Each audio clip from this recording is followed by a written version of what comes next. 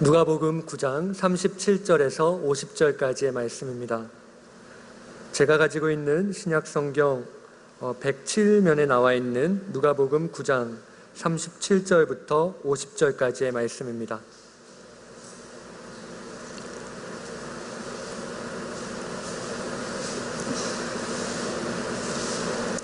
누가복음 9장 37절부터 50절까지의 말씀, 저와 여러분이 한 절씩 교독해서 읽도록 하시겠습니다.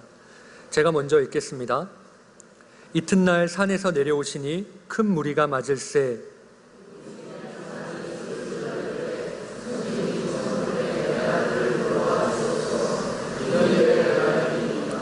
귀신이 그를 잡아 갑자기 부르짖게 하고 경련을 일으켜 거품을 흘리게 하며 몹시 상하게 하고야 겨우 떠나가나이다.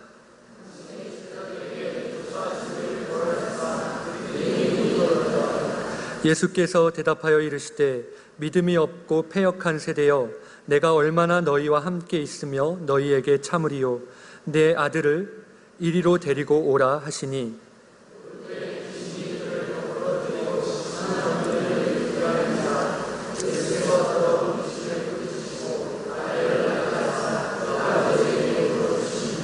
사람들이 다 하나님의 위엄에 놀라니라. 그들이 다 그 행하시는 모든 일을 놀랍게 여길세 예수께서 제자들에게 이르시되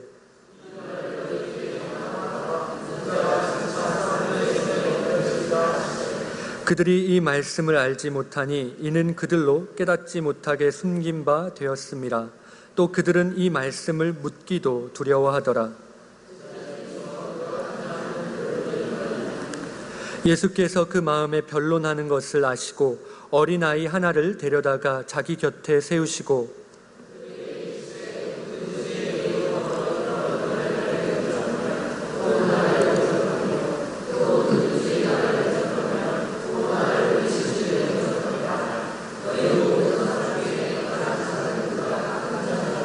요한이 여짜오되 주여, 어떤 사람이 주의 이름으로 귀신을 내쫓는 것을 우리가 보고 우리와 함께 따르지 아니하므로 금하였나이다. 예수께서 이르시되 금하지 말라. 너희를 반대하지 않는 자는 너희를 위하는 자니라 하시니라. 아멘. 네, 오늘은 이 누가복음 9장 37절에서 50절까지의 말씀을 통해 예수님을 통해 나타난 하나님의 나라라는 제목으로 말씀의 은혜를 함께 나누도록 하시겠습니다. 여러분, 교회는 어떤 곳입니까? 교회는 하나님의 나라를 비추는 등대와 같습니다. 영화 인천 상륙작전을 보시면 메가더 장군이 다른 모든 장군들의 반대 속에서 성공 확률 5000분의 1에 불과한 인천 상륙작전을 계획하고 실행합니다. 그러나 인천 앞바다는 조수간만의 차가 심하고, 그리고 또 북한군이 설치한 많은 귀뢰들이 있어서 배가 함부로 접근했다가는 모두 침몰되고 말 것이었습니다. 그래서 이 귀뢰들이 설치된 곳이 표시되어 있는 이 귀뢰해도라는 이 귀뢰가 묻혀있는 지도를 입수하는 것이 인천 상륙작전 성공의 가장 큰 관건이었습니다. 이를 위해 메가더 장군은 인천의 북한군으로 위장한 첩보원들을 보내게 됩니다. 그리고 그들은 우여곡절 끝에 이 귀뢰해도를 얻는 데 성공하게 되고, 귀뢰해도를 입수한 메가더 장군은 마침내 인천 상륙작전을 실행하게 됩니다. 그런데 인천 상륙작전을 성공적으로 이끄는데 중요한 역할을 한 것이 이 귀뢰해도만은 아니었습니다. 바로 북한에 점령되었던 팔미도 등대를 다시 탈환하고, 그리고 다시 그 등대에 불을 밝히는 것, 이것 또한 귀뢰해도를 입수하는 것만큼이나 인천 상륙작전의 가장 중요한 일 가운데 하나였습니다. 왜냐하면 팔미도 등대에 불이 밝혀진다는 것은 그들이 내릴 수 있는 곳을 표시하는 것이었고, 또한 이것은 그들의 작전이 성공했다는 것을 증명하는 표시였기 때문이었습니다. 그래서 당시 한국의 켈로 부대와 미군은 팔미도 등대를 지키는 북한군을 급습해서 등대를 점령하였고, 메가더의 군함들은 등대의 불이 밝혀짐으로 안전하게 인천에 상륙할 수 있었습니다. 여러분, 오늘날 교회의 역할이 바로 이 팔미도 등대와 같습니다. 인천 상륙작전 당시 팔미도의 등대가 작전의 성공을, 그리고 군인들에게는 생명의 보존을 의미했던 것처럼 교회는 어두운 밤과 같은 이 세상에 빛을 비추어 하나님의 나라를 보여줌으로 말미암아 사람들을 빛의 길로, 그리고 구원의 길로 인도하는 역할을 하는 것입니다. 그렇기에 교회가 하는 역할 중에 가장 중요한 역할은 하나님의 나라를 보여주는 것입니다. 그렇다면 이 땅의 교회가 등대로서 나타내고 보여야 할 하나님의 나라는 어떤 나라일까요? 오늘 예수님을 통해 나타난 하나님의 나라를 보면서 이 땅의 교회가 추구하고, 그리고 소망해야 할, 그리고 또 보여주어야 할 하나님의 나라는 어떤 나라인지 말씀을 통해 살펴보시고 함께 은혜 나누는 시간 되시기를 바랍니다. 먼저 예수님을 통해 나타난 하나님의 나라는 기적을 동반하는 능력의 나라였습니다. 오늘 본문은 예수님께서 베드로, 야고보, 요한 이 세 명의 제자들과 함께 산에서 내려오실 때 일어난 사건입니다. 예수님께서는 높은 산에서 기도하시면서 영광스럽게 용모가 변화되셨습니다. 그곳에는 하늘의 영광이 가득했었고 하늘로부터 음성까지 들리는 그런 상황이었습니다. 이처럼 하나님의 영광이 가득한 산 위에서 예수님과 세 명의 제자들이 그곳에 머물러 있었을 때 산 아래에서는 산 아래에 남아있었던 제자들이 어려움에 처해 있었습니다. 한 아이가 귀신이 들려서 발작하고 있는 가운데 남아있는 제자들 중에 그 어느 누구도 이 아이를 고치지 못해 쩔쩔매고 있는 상황에 있었던 것입니다. 산 위에는 영광스럽게 변화하신 하나님의 아들이 계셨다면 산 아래에는 귀신에 사로잡혀 하나님의 형상이 망가진 한 인간이 있었습니다. 산 위에는 하나님의 영광과 하나님의 빛이 있었다면 산 아래에는 귀신에게 사로잡혀 참담하게 그의 삶 전체를 유린당하는 한 어린 아이가 있었습니다. 여러분, 이것이 바로 하나님의 나라와 세상 나라의 차이입니다. 하나님의 나라는 빛의 나라이고 거룩한 나라입니다. 거기에는 더러운 것이나 추악한 것이나 그러한 것들이 조금도 없습니다. 그러나 여러분, 저희들은 아직 이 세상에 살아가고 있습니다. 수도 없이 많은 사람들이 오늘 이 아이처럼 경기를 일으키고 불안해하고 발작하고 울부짖는 세상 가운데 저와 여러분은 지금도 살아가고 있습니다. 그러나 저희들이 불안해할 것이 아닌 것은 오늘 하나님의 아들은 산 위의 영광에만 머물러 계신 것이 아니라 이처럼 울부짖는 세상을 구원하시기 위해 산 아래로 내려오셨다는 사실입니다. 오늘 본문 누가복음 9장 37절에서 40절까지의 말씀 저희들 함께 읽어보도록 하겠습니다. 본문 누가복음 9장 37절에서 40절까지입니다. 함께 읽겠습니다. 이튿날 산에서 내려오시니 큰 무리가 맞을새 무리 중에 한 사람이 소리질러 이르되 선생님, 청컨대 내 아들을 돌보아 주옵소서. 이는 내 외아들이니이다. 귀신이 그를 잡아 갑자기 부르짖게 하고 경련을 일으켜 거품을 흘리게 하며 몹시 상하게 하고야 겨우 떠나가나이다. 당신의 제자들에게 그들이 능히 못하더이다. 이 귀신 들린 아이의 아버지는 예수님의 제자들에게 귀신을 내쫓아달라고 부탁했지만 제자들은 이 귀신을 쫓아내지 못했습니다. 이처럼 예수님의 제자들이 아이를 고치지 못하자 이 속이 상하고 또 마음이 다급했던 이 아이의 아버지는 예수님께서 산에 내려오시자마자 큰 소리로 예수님을 향하여 소리를 지른 것입니다. 그러자 아이의 아버지의 소리를 들으신 예수님께서는 안타까워하시며 다음과 같이 제자들을 책망하십니다. 오늘 본문 41절의 말씀입니다. 예수께서 대답하여 이르시되 믿음이 없고 패역한 세대여, 내가 얼마나 너희와 함께 있으며 너희에게 참으리요. 내 아들을 이리로 데리고 오라 하시니, 본문에서 예수님은 제자들을 향해 믿음이 없고 패역한 세대라고 하시며 내가 얼마나 너희와 함께 있으며 내가 얼마나 너희에게 오래 참아야 하겠느냐고 말씀하셨습니다. 여기서 예수님이 제자들의 믿음 없음을 책망하신 이유는 단순히 그들이 귀신을 내쫓아내지 못한 것에 대한 책망이 아니었습니다. 예수님께서는 갈릴리 사역을 마무리하시며 예수님은 하나님의 그리스도시라는 베드로의 신앙 고백 위에 자신이 어떤 메시아이신지 이미 말씀해 주셨습니다. 예수님은 제자들의 기대와는 달리 십자가에 못 박혀 죽으실 메시아이셨습니다.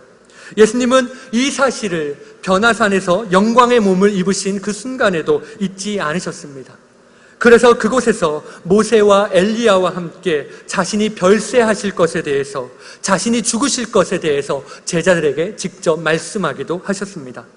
하지만 제자들은 이런 예수님의 말씀을 듣고도 예수님의 말씀과 예수님의 사역을 전혀 이해하지 못했던 것입니다.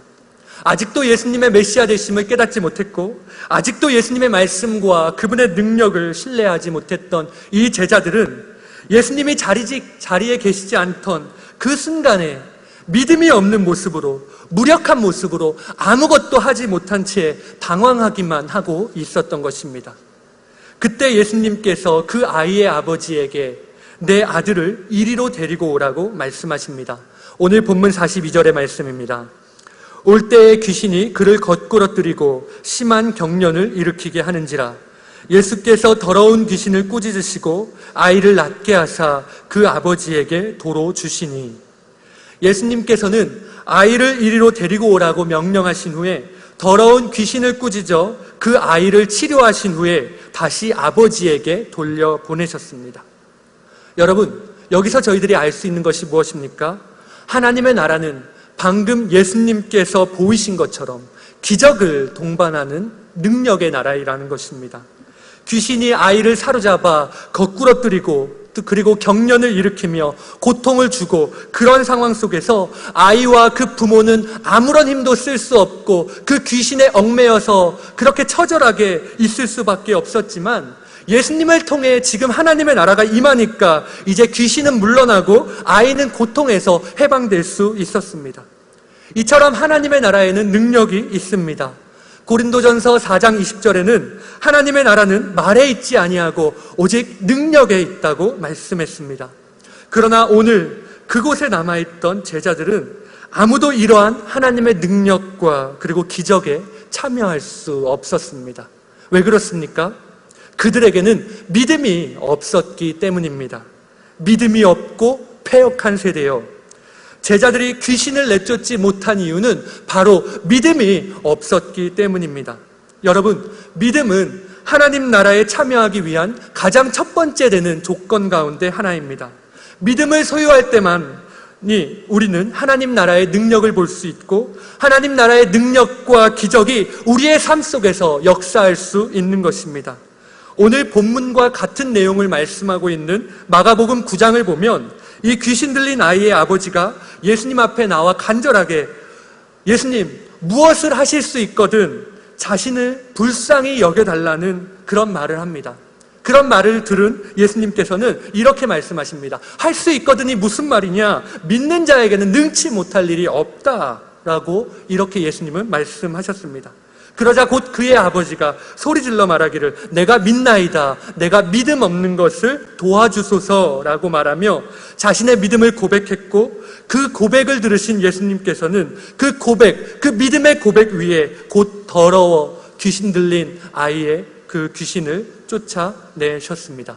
사랑하는 여러분, 오늘 여러분의 삶 속에 여러분이 원하고 바라지만 감히 이룰 수 없다고 생각되는 것이 있으십니까? 여러분의 삶 속에 지금 내가 어떻게 이 상황을 돌파해 나갈지 걱정되고 두려워하는 것이 있으십니까? 이겨내기에 불가능하다고 생각되시는 여러분의 죄가 있으십니까?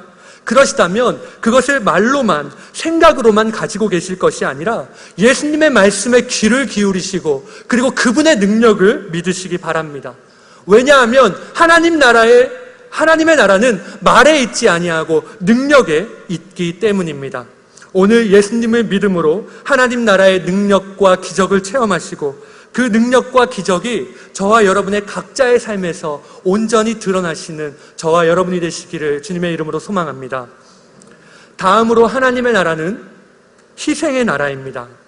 오늘 본문 43절의 말씀을 보시면 귀신 들린 아이를 고치신 예수님의 능력을 보았을 때 사람들이 다 하나님의 위엄에 놀랐다고 말씀하고 있습니다. 여기서 놀라다라는 말의 성경 원어의 뜻을 살펴보면 충돌하다 또는 내어치다라는 의미를 가지고 있는데, 이처럼 그들은 커다란 그러한 충돌하는 그런 충격을 받아서 넋을 잃었었고, 그리고 예수님의 그 기적을 보며 그 놀라움에 자신을 어떻게 주체하지도 못한 채 그 놀라움에 압도되고 있었습니다.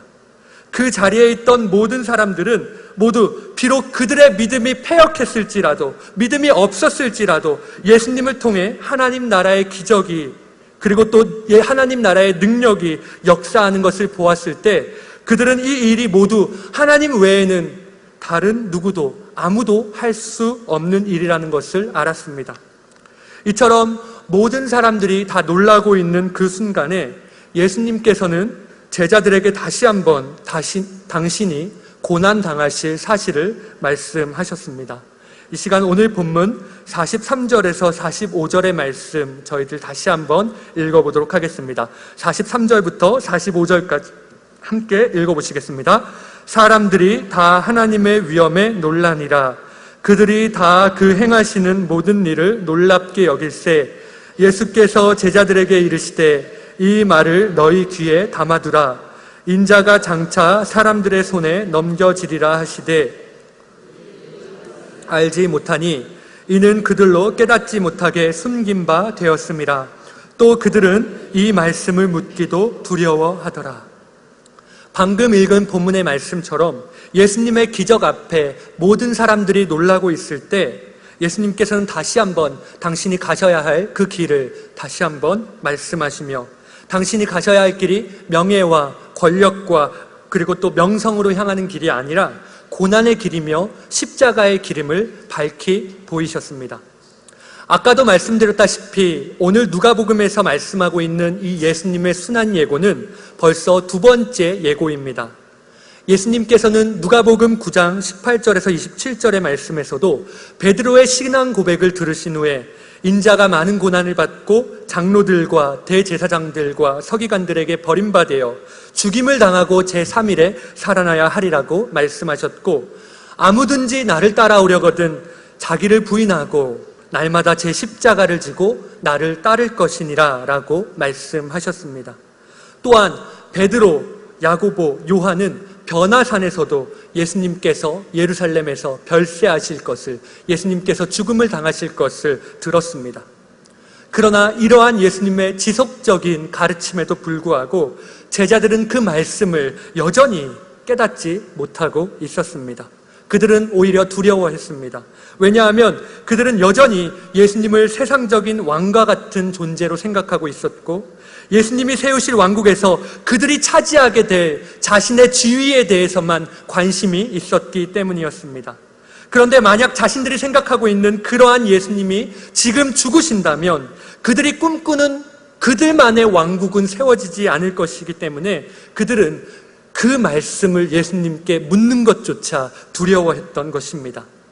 그러나 예수님께서는 반복해서 당신이 죽으실 것을 말씀하셨고, 실제로 본문 44절의 말씀처럼 사람들의 손에 넘겨지셨습니다. 이사야의 예언대로 우리는 다 양 같아서 그릇 행하여 각기 제 갈 길로 갔지만 하나님께서는 우리의 모든 죄의 짐을 예수님에게 지게 하시고, 예수님은 매를 맞으시고 고난을 당했으나 마치 도살장으로 끌려가는 어린 양과 같이 아무 말도 하지 않으셨으며, 마치 털을 깎이는 양과 같이 잠잠하셨고 입을 열지 않으셨습니다. 마치 아무것도 할 수 없는 사람인 것처럼, 마치 무기력한 사람인 것처럼 사람들의 손에 계속해서 넘겨지셨습니다. 먼저 제자인 가룟 유다에게 배신당해서 가룟 유다의 손에서 사내들인에게 넘겨졌고, 사내들인은 예수님을 십자가에 못 박아달라고 로마인들의 손에 넘겼습니다. 당시 유대의 총독이었던 이 빌라도는 그 지역이 자신의 관할이 아니라고 하며 헤롯의 손에 예수님을 넘겼지만, 헤롯은 다시 빌라도의 손에 넘기고, 빌라도는 다시 군병들의 손에 넘기며, 군병들은 예수님을 자신들의 손으로 직접 처형했습니다. 이처럼 예수님은 사람의 손에서 사람의 손으로, 또 사람의 손에서 사람의 손으로 계속해서 넘겨지셨습니다.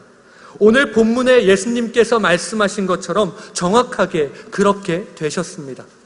그러나 사람의 손에서 사람의 손으로 넘겨지며 사람들은 자신들의 생각대로, 그리고 자신들의 뜻대로 예수님에 대한 자신들의 계획이 이루어져 가고 있다고 생각했었지만, 사실은 이 모든 것이 하나님의 뜻 가운데 하나님의 손으로 이루어져 가고 있는 일이었던 것입니다.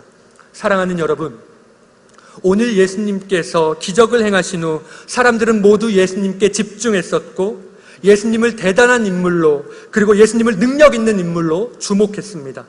만약 그 자리에서 예수님이 사람들의 손에 넘겨져 고난당하실 것이라는 것을 사람들에게 말씀하지 않으셨다면 그들은 당장이라도 예수님을 자신들의 왕으로 모시려고 했을 것입니다.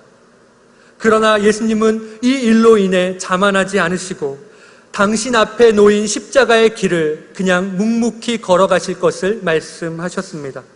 자기의 만족을 위한 길이 아니라, 사람들의 경배를 받는 길이 아니라, 당신이 사람들의 손에 넘겨져 계속해서 사람들의 손에 넘기고 또 넘겨져 죽으심으로 많은 사람들을 살리시는 희생의 길을 말씀하셨습니다.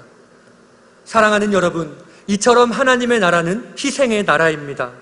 예수님은 스스로 자신을 희생하셔서 오늘 저와 여러분을 구원하셨습니다. 따라서 예수님을 믿는 성도는 예수님의 희생의 길을, 그리고 예수님의 십자가의 길을 따라가야 합니다. 예수님은 누구든지 나를 따라오려거든 자기를 부인하고 자기 십자가를 지고 나를 따를 것이니라고 말씀하셨습니다. 이처럼 성도는 예수님처럼 자신을 희생하여 많은 사람의 유익을 위해 사는 사람이 되어야 합니다. 또한 이 길이 오늘날 우리의 교회가 걸어야 할 길인 것입니다.